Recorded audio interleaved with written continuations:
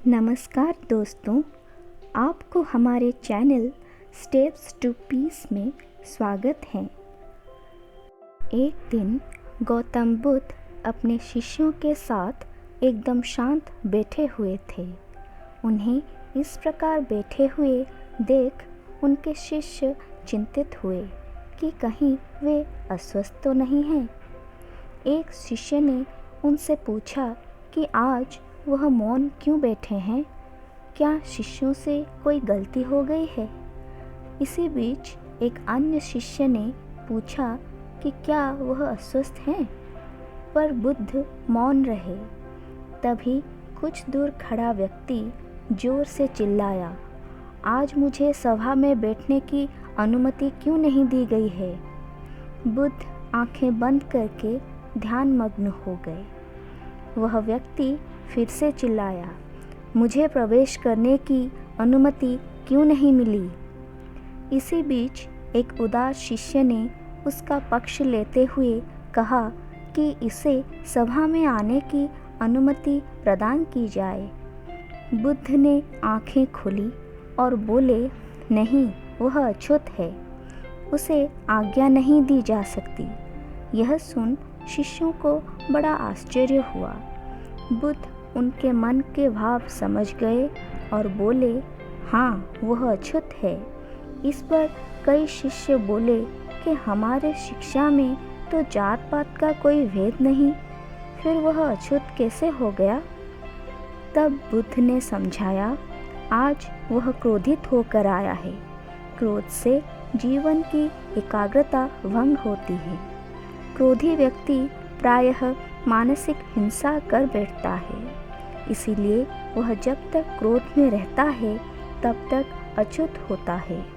यथार्थ में कोई भी जन्म, परिवार, जाति, वर्ग या धर्म से अछूत नहीं होता, परंतु अपने दुष्कर्म जो वह क्रोध और घृणा के आवेश में करता है उसी से अछूत माना जाता है।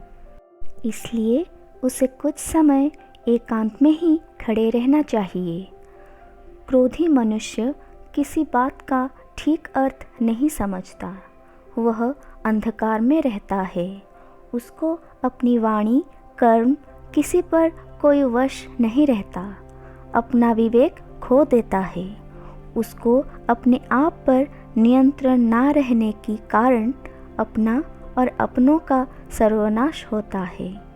बुद्ध ने ये भी कहा, क्रोध को पाले रखना गर्म कोयले को किसी और पर फेंकने की नीयत से पकड़े रहने के समान है।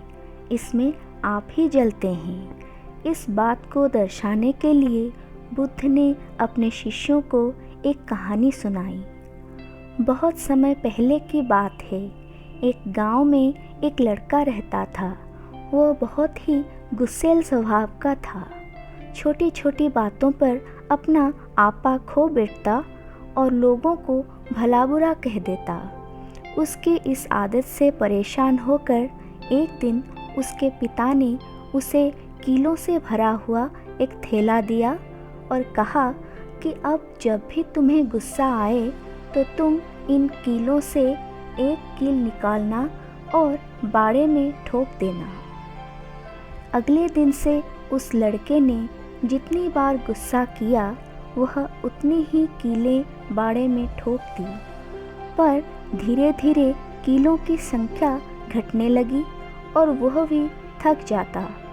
उसे लगने लगा कि कीलें ठोकने में इतनी मेहनत करने से अच्छा है कि अपने क्रोध पर काबू किया जाए।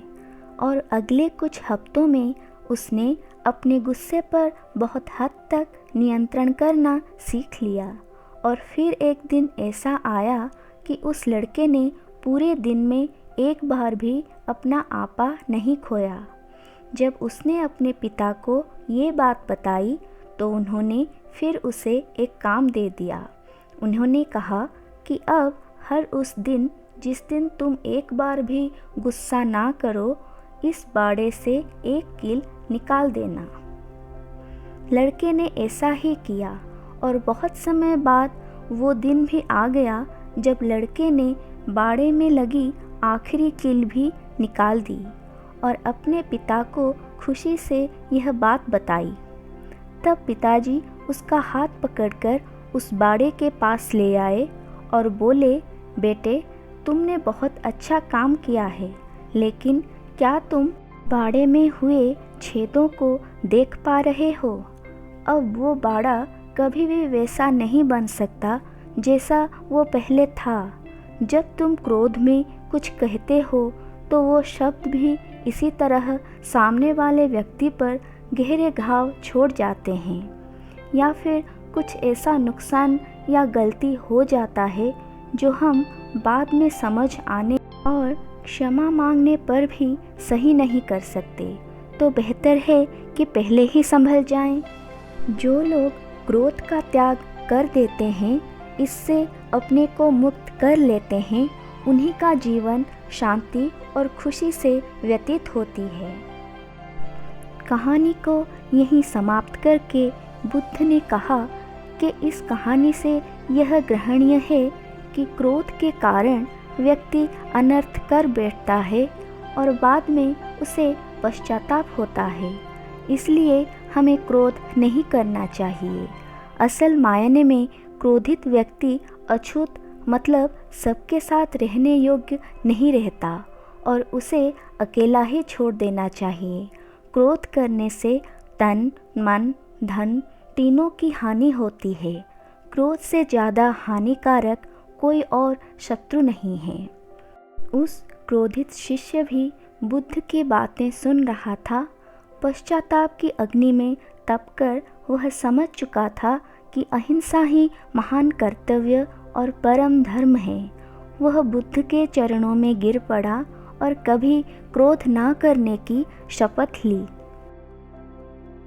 अगर आपको हमारी वीडियोस पसंद आते हैं तो इसे लाइक करें और अपने फैमिली और फ्रेंड्स के साथ ज़रूर शेयर करें।